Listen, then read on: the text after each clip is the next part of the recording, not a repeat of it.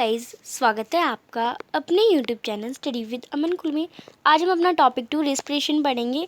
हमने last topic में nutrition पढ़ा था, प्लांट और एनिमल दोनों के कंट्रास्ट में। रेस्पिरेशन में हम दोनों प्लांट और एनिमल्स दोनों में पढ़ेंगे। सबसे पहले हम इसी में हम इसके टॉपिक को भी कवर करेंगे, कॉन्सेप्ट को भी कवर करेंगे और इसी में हम इसके क्वेश्चन आंसर MCQ लार्ज और हमारे लॉन्ग आंसर टाइप सारे इसमें डिस्कस करेंगे। तो सबसे पहले हमारा टॉपिक में है रिस्पिरेशन। एक प्रोसेस है जो कि लिविंग ऑर्गेनिज्म में होती है। रिस्पिरेशन में क्या होता है, गैस एक्सचेंज होती है। हमारी ऑक्सीजन हम लेते हैं और कार्बन डाइऑक्साइड छोड़ते हैं। ये अब ब्रीथिंग प्रोसेस होती है। जब हम ऑक्सीजन लेते हैं और कार्बन डाइऑक्साइड छोड़ते हैं, ब्रीथिंग प्रोसेस होती है। अब आप में ये कहेंगे कि ब्रीथिंग ही तो रिस्पिरेशन होती है। हम ऑक्सीजन ले रहे हैं, तो ब्रीथिंग और रिस्पिरेशन में बहुत ज़्यादा अंतर होता है। ये सिंपल फूड को जो रिलीज़ होता है सेल के जाके सेलुलर रिस्पिरेशन, सेल में एनर्जी में फूड को एनर्जी में कन्वर्ट करती है। पूरी होल प्रोसेस रिस्पिरेशन कहलाती है। पर ब्रीथिंग क्या होता है, सिर्फ ऑक्सीजन का लेना और कार्बन डाइऑक्साइड का छोड़ना। अब ग्लूकोज को हम बहुत सारे वेरियस पाथवे से ब्रेक डाउन कर सकते हैं। ग्लूकोज का केमिकल फॉर्मूला है C6H12O6, यानी 6 कार्बन और शुगर ग्लूकोज होते हैं इसमें। अब ग्लाइकोसिस साइटोप्लाज्म में होता है हमारा, वो इसे प्यूरिक एसिड और एनर्जी में कन्वर्ट करता है, जो कि 3 कार्बन कंपाउंड होते हैं। 3 कार्बन कंपाउंड कौन कौन से होते हैं? Ethanol plus carbon dioxide plus energy. ये एब्सेंस ऑफ ऑक्सीजन में टूटता है, और एब्सेंस ऑफ ऑक्सीजन पर मसल्स में होता है, वो लैक्टिक एसिड होता है। और प्रेजेंस ऑफ ऑक्सीजन हमारा carbon dioxide plus water plus energy में होता है। अब रिस्पिरेशन के भी हम टाइप्स देख लेते हैं। रिस्पिरेशन 2 टाइप्स की होती है, एरोबिक और एनोबिक। ये जो कि प्रेजेंस ऑफ ऑक्सीजन यानी ऑक्सीजन की प्रेजेंस में हो तो एरोबिक, ऑक्सीजन के एब्सेंस में हो तो एनोबिक। ये माइटोकॉन्ड्रिया में होती है, ये साइटोप्लाज्म में होती है। इसके एंड प्रोडक्ट्स कार्बन डाइऑक्साइड और वाटर हैं, और इसके एंड प्रोडक्ट्स अल्कोहल और लैक्टिक एसिड है। इसमें ज़्यादा अमाउंट ऑफ एनर्जी रिलीज होती है, इसमें कम अमाउंट ऑफ एनर्जी रिलीज होती है। ये ज़्यादातर प्लांट और एनिमल्स में होता है। ये मसल्स में, बैक्टीरिया में, ईस्ट में, पैरासाइटिक वॉर्म में रिस्पिरेशन दिखता है। तो ये हमने डिफरेंस भी देख लिया, एरोबिक और एनोबिक यानी रिस्पिरेशन के 2 टाइप्स में।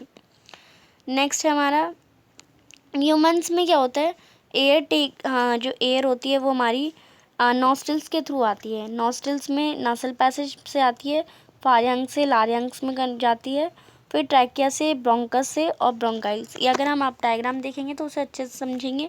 और एल्वलाइज में हमारी एयर जाती है। जो एल्वलाई होते हैं लंग के, वो रिच सप्लाइड विद ब्लड होते हैं, और वही साइट होती है, यानी एल्वलाइज ही वो सेक्शन होता है, वो जगह होती है जहाँ पे गैस का एक्सचेंज होता है और ऑक्सीजन हमारी कार्बन डाइऑक्साइड में चेंज होती है। Occurs between blood and atmosphere. Human में क्या होता है, रिस्पायरेटरी पिगमेंट होता है हीमोग्लोबिन, जो कि ऑक्सीजन कैरी करता है लंग से different tissue to the body. और प्लांट्स में क्या होती है, गैस एक्सचेंज होती है स्टोमेटा में, लेंटिसेल्स स्टेम्स में, जो कि सरफेस ऑफ फ्रूट्स में भी होता है और ट्रांसपिरेशन में भी होता है। अब यहाँ पे ये हमारा टॉपिक प्लांट्स और एनिमल के कंट्रास्ट में रिस्पिरेशन कंप्लीट होता है। अब इसी से रिलेटेड क्वेश्चन है, जिससे आपको ये पूरा टॉपिक अच्छे से समझ आ जाएगा। पाइवरेट जो हमारा ब्रेकडाउन होता है, वो कार्बन डाइऑक्साइड वाटर एनर्जी में कन्वर्ट होता है। किसके प्रेजेंस में? माइटोकॉन्ड्रिया के प्रेजेंस में। यहाँ पे हमारा प्रेजेंस ऑफ ऑक्सीजन वाला है। नेक्स्ट है correct sequence of anaerobic reaction in E stage. तो करेक्ट रिस्पिरेशन आपको बतानी है। तो यहाँ पे ये वाली गलत है, ये वाली भी गलत है, ये वाली भी गलत है। जो हमारी ग्लूकोज है वो साइटोप्लाज्म से पाइरूवेट में जाता है, और साइटोप्लाज्म में इथेनॉल और कार्बन डाइऑक्साइड में टूटता है। यूज्ड एक यूनिसेलुलर एनिमल है, आपको पता है। अब असर्शन रीज़न के क्वेश्चन है। एनर्जी जो हमारी यूज होती है प्रोसेस में, रिस्पिरेशन के प्रोसेस में, वो रिस्पिरेशन स्टोर एनर्जी करता है एटीपी के फॉर्म में। तो आप देखिए यहाँ पे हमारा जो असर्शन है वो गलत है। एनर्जी हमारी प्रोसेस ऑफ रिस्पिरेशन के फॉर्म में यूज़ नहीं होती है एनर्जी, पर जो रिस्पिरेशन है वो एटीपी के फॉर्म में स्टोर होता है। तो असर्शन रॉन्ग है। एनर्जी जो रिस्पिरेशन होती है वो ऑक्सीडेशन ऑफ ग्लूकोज होती है, और माइटोकॉन्ड्रिया में प्रोड्यूस होती है एनर्जी, और वो बॉन्ड्स ऑफ एटीपी में स्टोर होती है। तो इसमें अगर इस प्रोसेस रिस्पिरेशन की जगह हमारा एनर्जी की जगह रिस्पिरेशन और रिस्पिरेशन की जगह माइटोकॉन्ड्रिया आता तो हमारा आंसर करेक्ट होता। Humans are not truly aerobic. Humans जो है वो ट्रूली एरोबिक नहीं होते, ये they produce lactic acid anaerobically. तो ये एकदम करेक्ट स्टेटमेंट है, बट इसे ये एक्सप्लेन नहीं कर पा रही। Next, alveoli contain an extensive network of blood vessels. Alveoli extensive network of blood vessel contain करती है, क्योंकि एल्वलाई एक साइट है जहाँ पे एक्सचेंजेस होता है। तो ये करेक्ट स्टेटमेंट है, ये भी करेक्ट स्टेटमेंट है, और ये सही तरह से एक्सप्लेन भी कर रही है। आपको रिस्पायरेटरी पिगमेंट बताना है ह्यूमन बींग्स में, तो वो हेमोग्लोबिन है। ये कहाँ पे प्रेजेंट होता है? ये आरबीसी की ब्लड में प्रेजेंट होता है। Where does aerobic respiration occur in cell? तो कहाँ पे एरोबिक रिस्पिरेशन माइटोकॉन्ड्रिया सेल्स में होता है। Name the energy currency in living organism when and where it is produce? तो एनर्जी करेंसी होती है एंडोसाइन ट्राइफॉस्फेट एटीपी, जो कि हमारी रिस्पिरेशन लिविंग ऑर्गेनिज्म में होती है, माइटोकॉन्ड्रिया में प्रोड्यूस होती है। नेक्स्ट सेकेंड क्वेश्चन है, when a sportsman runs he often get muscle cramp. क्यों? तो स्पोर्ट्समैन जब भागता है तो उसे मसल्स में दर्द होता है, यानी पैरों में हड्डियों में दर्द नहीं होता। तो वो जो एनर्जी है वो सडन एक्टिविटी है, पायरेवेट कन्वर्ट हो जाता है लैक्टिक एसिड में, और ऑक्सीजन की ख़त्म हो जाती है, लैक ऑफ ऑक्सीजन होता है, तो लैक्टिक एसिड मसल्स में सिक्रेट होता है और हमें दर्द होने लगता है। नेक्स्ट थर्ड क्वेश्चन है, define breathing, explain the mechanism of breathing in human beings. तो आपको ब्रीथिंग को डिफाइन करना है और उसका मैकेनिज्म बताना है। तो ब्रीथिंग एक प्रोसेस है जिसमें ऑक्सीजन ली जाती है और कार्बन डाइऑक्साइड छोड़ी जाती है। इसका मैकेनिज्म है इनवॉलेंट्री है, और हमारा ब्रेन कंट्रोल करता है। आउटवर्ड और इनवर्ड मूवमेंट है रिब्स का। इंक्रीज और डिक्रीज है हमारे डायफ्राम का, और इनहेलेशन और एक्सहेलेशन है एयर का। या हम इसे ऐसे भी डिफाइन कर सकते थे, अब physical process by which oxygen is taken and carbon dioxide is given out is called breathing. Breathing human involves inspiration, gases exchange और एक्सपीरेशन। ये आप डिफाइन कर सकते थे अच्छे से। नेक्स्ट यहाँ पे एक लॉन्ग आंसर टाइप क्वेश्चन है जो कि इंपॉर्टेंट है।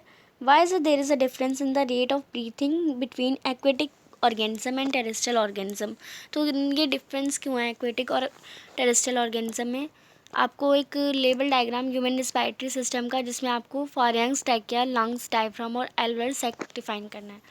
तो टेरेस्ट्रियल और एक्वेटिक ऑर्गेनिज्म में डिफरेंस है। Terrestrial organism oxygen directly air से ले लेते हैं और स्लोली ब्रीथ लेट होता है, but aquatic organism like fish जो होती है वो ऑक्सीजन जो वाटर में डिसॉल्व होती है उससे लेती है, और जो अमाउंट ऑफ ऑक्सीजन जो डिसॉल्व होता है वो बहुत कम होता है, और जो ब्रीथिंग का रेट है वो भी उनका फास्ट हो जाता है। यहाँ पे डायग्राम दे रखा है, ये हमारा ट्रैकिया होता है, ये फारिंक्स होता है, ये लारिंक्स होता है, ये लंग्स होती हैं। ये आपको जो दिख रही है लंग्स है, लंग्स के अंदर का पार्ट दे रखा है, ये ब्रोंकाई होता है, ये ब्रोंक्यूल्स होता है, जो कि छोटी छोटी डालियों में पड़ गया तो ब्रोंक्यूल्स, एक बड़ी डाली है तो ब्रोंकाई, और इसके भी अंदर जो छोटे छोटे गोले हैं वो एल्वुलर सैक, ये हमारा डायफ्राम कहलाता है। तो ये डायग्राम को बनाने का और इसकी लेबलिंग के 5 मार्क्स थे, बनाने के 2 मार्क्स और डायग्राम लेबलिंग के 3 मार्क्स। तो ये आप देख सकते हैं। नेक्स्ट कोई इंपॉर्टेंट क्वेश्चन हम देख लेते हैं। यही यहाँ पे आपको ह्यूमन रिस्पायरेटरी सिस्टम बनाना है, और उसके लंग्स, ब्रोंकाई, एल्वुलर सैक्स और ब्रीथिंग साइकिल बताना है, और इसके वॉल्यूम के एडवांटेज भी बताने। नसल पैसेज, माउथ कैविटी, फारिंक्स, लारिंक्स, ट्रैकिया, उसमें कोई लास्ट वाले क्वेश्चन में आपको बताया था कि सिर्फ इसके जो पार्ट्स आपको दिए सिर्फ वो लेबल करने हैं, तो आपको वही लेबल करने हैं। बट जब आपको रिस्पायरेटरी सिस्टम पूरा बताना हो तो आपको ये सारे जो पार्ट्स हैं वो लेबल करने हैं। ब्रोंकाई आपको ये देखा रखा है, ब्रोंक्यूल्स ये छोटी छोटी डालियाँ, और ये जो और छोटा पार्ट है वो एल्वुलर सैक। रिब्स और डायफ्राम और लंग्स सबको आपको रिब्स ऑफ कार्टिलेज अच्छे से डिफाइन करना है। नेक्स्ट टॉपिक हमारा सर्कुलेशन यानी ट्रांसपोर्टेशन, जो कि हम नेक्स्ट वीडियो में करेंगे।